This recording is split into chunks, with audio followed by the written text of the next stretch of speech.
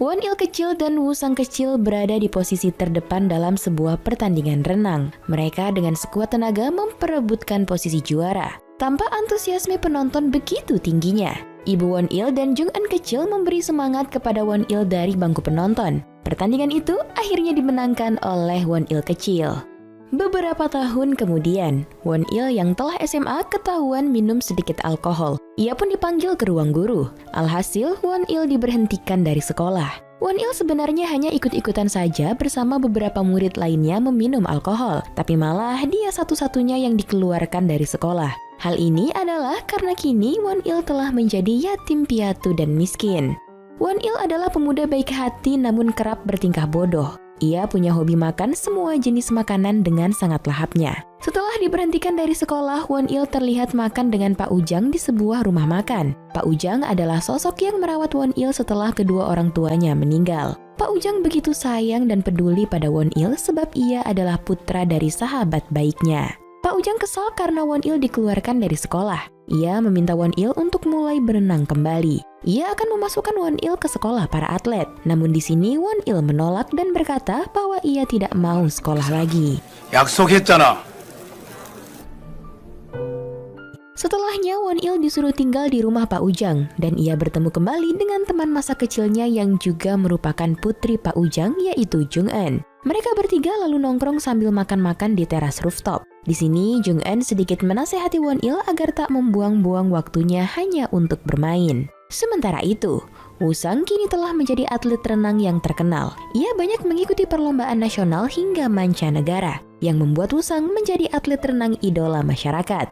Di sebuah bandara terlihat Woo-sang baru tiba setelah mengikuti pertandingan renang di luar negeri. Ia langsung dihadang oleh banyak wartawan. Berita menghebohkan tentang dirinya yang menghajar atlet renang Australia membuat semua wartawan ingin tahu apa penyebab sang atlet melakukan hal itu. Karena insiden pemukulan itu, pihak Persatuan Renang Korea memutuskan untuk mengeluarkan Woo-sang dari timnas renang. Ketua maupun anggota Persatuan Renang tampak sangat segan dengan ayah Woo-sang, sebab beliau adalah seorang pejabat. Malamnya di rumah Woo-sang yang megah, Woo-sang menolak usulan ayahnya untuk memasukkannya ke sekolah atlet. Demi dapat memulihkan nama baik Woo-sang, ayah Woo-sang terus memaksa dan menyuruh sang anak untuk menerima ide itu. Esoknya, Pak Ujang dengan semangat mengantarkan Won Il ke sekolah barunya, sekolah para atlet, meski ia masih saja terlihat tidak bersemangat. Begitu Won Il tiba di kamarnya, tampak di sana sudah ada cowok yang sedang mengeringkan rambut. Siapa lagi kalau bukan Woo-sang? Pemuda kalem inilah yang akan menjadi teman sekamar Won Il di sekolah atlet. Scene berganti di arena kolam renang sekolah. Tampak para siswa sedang berkumpul. Lalu masuklah Pak Guru Muklis bersama asisten. Ditemani dengan Woo-sang dan juga Won Il, Pak Muklis pun memperkenalkan mereka. Setelahnya latihan dimulai. Saat semuanya sibuk latihan, Won Il malah terlihat santai dan tidak ikut berlatih. Kocaknya lagi, Won Il dengan polosnya menyemangati teman-temannya yang sedang berlatih. Hal itu pun membuat Pak Muklis kesal. Seusai latihan, mereka pun beristirahat. Jam makan adalah jam yang sangat disukai oleh Won Il. Lalu tiba-tiba ada dua siswa yang ikut duduk di mejanya dengan wajah songong. Mereka adalah Sam dan Sul. Sam dan Sul lalu mengajak Won Il untuk datang ke kamar mereka nanti malam. Malam pun tiba, Won Il telah berada di kamar Sam dan Sul. Mereka lalu pamer kekuatan di depan Won Il. Namun Won Il seolah tak peduli dengan menguap yang lebar. Tak berapa lama kemudian tibalah paket makanan. Tanpa menyia-nyiakan kesempatan yang tadi katanya ngantuk, Won Il langsung menyikat makanan itu tanpa ampun. Dan mereka pun mulai berteman. Tak lupa Sam dan Sul mengajak Won Il untuk menghabiskan malam dengan meminum alkohol. Sementara di tempat lain, Woo-sang sedang mempelajari sebuah teknik renang dari gadgetnya. Ia langsung mempraktekkan teknik tersebut berulang kali. Namun Woo-sang masih terus gagal untuk menguasai teknik tersebut. Scene berlanjut, keesokan paginya, Pak Muklis sudah mengumpulkan semua siswa. Sebelum memulai latihan, dia berkata kalau semalam ada siswa yang mabuk. Jadi Pak Muklis mau siswa itu mengaku. Tampak saling sikut antara Sam dan Sul. Won Il tiba-tiba mengakui bahwa itu perbuatannya. Pak Muklis bertanya apa alasan Won Il sehingga semalam minum minuman keras. Won Il hanya menjawab kalau dia sangat jengkel harus bertemu dengan air lagi, makanya dia minum. Pak Muklis yang kesal langsung memberi hukuman, bukan hanya pada Won Il, tapi pada seluruh siswa. Setiap dari mereka harus melakukan renang 50 putaran. Namun Won Il merasa itu tidak adil. Dia kemudian berkata pada Pak Muklis agar hanya dia yang dihukum, dan tidak melibatkan siswa yang lain. Dengan begitu, Pak Muklis langsung menghukum Won Il agar berenang 500 putaran. Pak Muklis dan semua siswa seakan tak percaya Won Il mampu melakukan itu. Lalu mereka pun pergi. Tinggallah Won Il ditemani Sam dan Sul menjalani hukuman tersebut. Namun pada akhirnya Won Il berhasil melakukan 500 putaran dan langsung tepar setelahnya.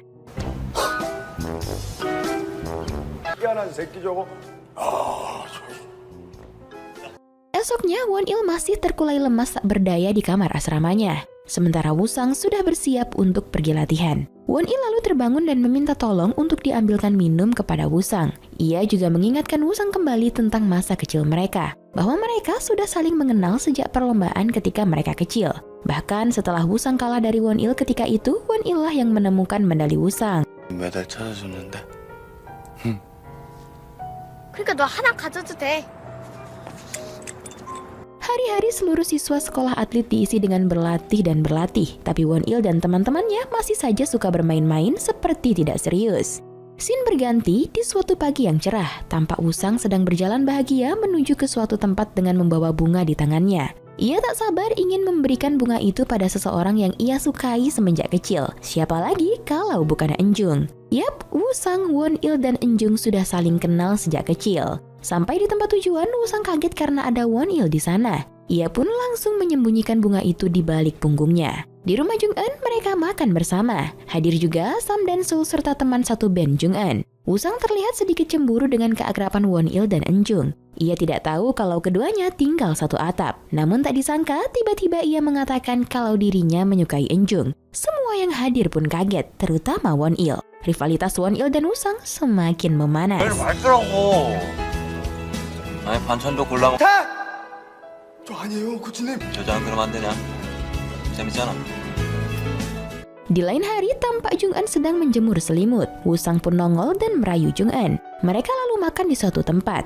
Jung-eun sengaja makan dengan rakusnya membuat Wusang sedikit manyun, tapi Wusang tetap suka padanya. Sementara itu, Won Il dan Pak Ujang sedang nonton TV sambil ngemil. Won Il sedikit kesal dan pergi karena Pak Ujang mengingatkan hari kematian ayahnya. Ia lalu pergi menuju balkon rumah dan tanpa sengaja melihat Jung-eun dan Wusang sedang bercanda ria. Won Il pun makin kesal dibuatnya. Won Il sampai saat ini masih membenci ayahnya. Kematian sang ayah telah membuat Won Il sedikit trauma dengan dunia renang. Cerita berlanjut, pesawat yang membawa tim renang Korea dari sekolah atlet Won Il CS mendarat ke Filipina. Mereka mendapatkan kesempatan untuk berlatih di sana. Sesampainya di sana, Won Il dan teman-temannya memilih untuk bersantai. Berbeda dengan Wusang, tak peduli siang atau malam, panas maupun hujan, Wusang terus berlatih bersama pelatih pribadinya. Hari berikutnya, Wusang dihadang oleh atlet dari Australia. Mereka merupakan atlet yang pernah bermasalah dengannya. Perselisihan itu diakhiri dengan pertandingan antara tim renang Korea melawan tim Australia. Disinilah Wusang terkejut dengan kemampuan renang Won Il. Begitupun dengan Pak Muklis. Berkat Won Il, tim Korea pun memenangkan pertandingan itu. Di akhir pekannya, Won Il terlihat begitu senang dan kekirangan. Dia berlari dengan senyum mengembang dan di tangannya memegang bungkusan yang akan dia berikan pada Jung-eun. Sementara Jung-eun dan bandnya sedang latihan nyanyi di sebuah tempat yang dulunya tempat itu adalah tempat Won Il kecil sering latihan berenang. Setelah sampai, ternyata ada Wusang yang lebih dulu datang menghampiri Jung-eun dengan hadiah mewah yang dibawanya. Won Il pun mengurungkan niat untuk memberikan bungkusannya kepada Jung-eun. Saat di kelas, semua murid baik junior maupun senior sedang tegang menunggu pengumuman dari Pak Muklis. Mereka berharap nama mereka lah yang disebut untuk kompetisi nasional tahun ini. Pengumuman pun dibacakan, namun nama Won Il tidak disebutkan. Setelah pengumuman, terlihat Sam sedang ada di lokernya untuk menaruh barangnya. Dia terkejut begitu mendapati seniornya berdiri di depannya. Senior itu rupanya tidak senang dengan pengumuman sebelumnya. Ia pun menghajar Sam dan mengancam agar Sam mengundurkan diri dari kompetisi. Alhasil, Sam pun mengundurkan diri dan keluar dari sekolah atlet dengan kesedihan yang mendalam. 열심히 했었잖아, 임마! 간다. Saat jam makan siang, Sul semeja dengan Won Il dan senior yang sudah menghajar Sam dengan tanpa berdosa mengejek Won Il dan Sul. Ia terus saja mengolok-olok Won Il. Hal itu membuat telinga Won Il panas. Tak peduli apapun, Won Il langsung bangkit berdiri dan menghajar si senior habis-habisan. Apalagi sebab dia tahu penyebab Sam keluar adalah karena si kunyuk itu. Semakin geram, Won Il makin menghajar senior itu, hingga akhirnya dihentikan oleh Wusang. Singkat cerita, Won Il pun dikeluarkan dari sekolah. Scene berganti saat dikeluarkan dari sekolah, tempat pertama yang Won-il kunjungi adalah tempat penyimpanan abu orang tuanya. Dia menatap foto ayahnya sambil mengingat hari yang menyedihkan itu. Ya, ia masih saja benci kepada ayahnya yang dulu seolah tak punya waktu untuk dirinya. Sang ayah hanya sibuk berenang dan berenang. Setelah Won-il dikeluarkan, Woo-sang juga ikut bersedih atas hal itu. Dia menatap lama tempat tidur Won-il. Demi dapat membuat Won-il bersemangat kembali, ia pun mencari cara dengan menelpon seorang reporter kenalannya. Keesokan pagi, si reporter datang dan menemui Woo-sang yang sudah menunggu. Reporter menyerahkan USB yang berisi informasi yang Woo-sang butuhkan. 인류 선수의 롤 모델이 이류 선수. Di dalam kamar, Won-il hanya duduk diam. Gairahnya seolah lenyap. Kesedihan yang dia rasakan begitu dalam. Sementara di luar, Jung-eun terus memanggilnya dengan rasa peduli dan sedikit kesal. Karena makanan-makanan yang dibawanya sama sekali tidak disentuh Won-il. Karena kesal, Jung-eun pun pergi. Setelah berapa lama, Won-il merasa terganggu dengan suara pintu yang sedang berusaha dibuka. Saat Won-il membuka pintu, ternyata di sana ada seorang tukang kunci suruhan Woo-sang. Woo-sang pun masuk ke kamar Won-il yang berantakan dengan memberikan tablet kepada Won-il. Setelah Woo-sang pergi, dengan rasa penasaran, Won-il langsung membuka tablet itu. Ia terkejut karena di layar tablet itu ada rekaman video sang ayah. Dan ternyata rekaman itu berisi tentang wawancara sang ayah dengan reporter yang kemarin. Dalam video itu sang ayah mengatakan kalau ia sangat mencintai anaknya Won-il. Mendengar itu, Won-il langsung pergi ke tempat penyimpanan abu sang ayah. Dengan sengaja, dia mengambil penutup kepala renang sang ayah dan melampiaskan rasa kesalnya. Dan tidak sengaja, dia melihat sebuah tulisan di penutup kepala renang sang ayah dan itu membuatnya menangis. 매번 2, 3등만 했잖아요, 저. 사실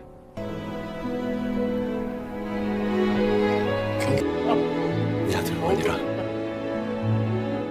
Setelah pulang menuju kamarnya, terlihat Woo-sang telah berada di sana. Tanpa berkata apapun, Woo-sang lalu memberikan secarik kertas dan pergi meninggalkan Won-il. Singkat cerita, setelah diberikan video dan secarik kertas oleh Woo-sang, Won-il kembali bersemangat untuk berenang. Karena isi kertas itu ternyata formulir pendaftaran Won-il untuk ikut serta dalam kompetisi renang nasional. Hal itu membuat Pak Ujang dan Jung-eun juga ikut senang. Won-il kemudian memulai latihannya. Kali ini tentu dengan semangat dan semua kemampuan yang dia miliki. Atas permintaannya, Pak Ujang lah yang menjadi pelatih pribadi Won-il. Ia berlatih dengan keras dan sungguh-sungguh. Di sisi lain, Woo-sang juga berlatih tanpa henti. Seusai latihan, Won-il berjalan dengan Jung-eun di suatu tempat.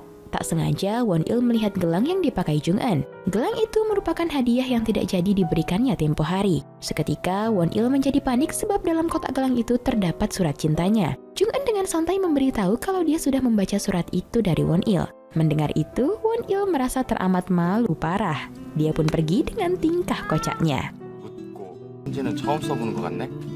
생각해보면 참 널 좋아하나 봐. 넌 다투기도 하고 우리 꼭 남매 같은 친구였어. Scene berganti, tampak di sebuah restoran mewah, Woo-sang sedang makan malam bersama dengan sang ayah dan seorang pak tua yang merupakan orang penting di dunia perenangan. Malam itu ternyata ayahnya dan komite setuju untuk membiarkan Woo-sang masuk tim nasional tanpa perlu ikut seleksi. Mendengar itu, Woo-sang kesal dan memukul meja. Dia tidak mau masuk dengan cara kotor seperti itu. Saat di rumah Woo-sang, sang ayah langsung menampar Woo-sang. Pertengkaran itu pun berlanjut. Ayahnya yang kesal melihat Woo-sang terus membantahnya. Akhirnya mengusir Woo-sang dari rumah. Dalam keadaan hujan turun sangat deras, Woo-sang berdiri di depan rumah Jung-eun. Tiba-tiba Won-il datang dan mereka sama-sama basah kuyup. Won-il jelas terheran melihat adanya Woo-sang di situ. Akhirnya Woo-sang numpang tidur di kamar Won-il, sama-sama dengan pikiran yang berkecamuk di benak mereka masing-masing. Hari kompetisi pun tiba. Sebelum ke arena renang, Won-il membawa penutup kepala renang sang ayah dan membaca kembali tulisan itu. Mereka berjalan menuju arena kompetisi renang. Semua perenang sudah siap, namun mereka dipanggil satu persatu untuk mulai mempersiapkan diri sebelum terjun berenang. Won-il dan Woo-sang mulai mengambil posisi, diikuti peserta lainnya. Pertandingan berjalan sangat seru dan sengit, ditambah lagi sorak-sorakan dari penonton. Posisi paling depan diisi oleh Woo-sang dan Won-il. Mereka berdua melaju dengan teknik yang dimilikinya. Dan saat putaran terakhir, Won-il akhirnya mengeluarkan bakat yang diwarisi dari sang ayah. Teknik no breathing atau menahan nafas dalam air. Dengan teknik itu, Woo-sang tampak tertinggal. Dan Won-il terus melaju. Namun saat Woo-sang tertinggal, Woo-sang juga akhirnya mengeluarkan teknik yang sama. Semua terkaget dengan teknik Woo-sang yang selama ini dilatihnya. Akhirnya berhasil ia kuasai. Apalagi sang ayah. Mereka pun semakin sengit bersaing untuk mencapai garis finish. Jung-eun dengan antusias menyemangati mereka berdua. Dan akhirnya Won-il dan Woo-sang finish bersamaan. Namun ketika melihat waktu di papan pengumuman, Won-il ternyata menang dengan selisih waktu hanya 0,01 detik saja. Jung-eun sangat senang dan meneriaki mereka berdua dari atas tribun penonton. Woo-sang dan Won-il pun melambaikan tangan kepada Jung-eun dan kepada para penonton. Setelah selesai kompetisi, mereka berdualah perwakilan timnas Korea untuk ikut kompetisi Olimpiade. Yap, dengan begitu, film pun tamat.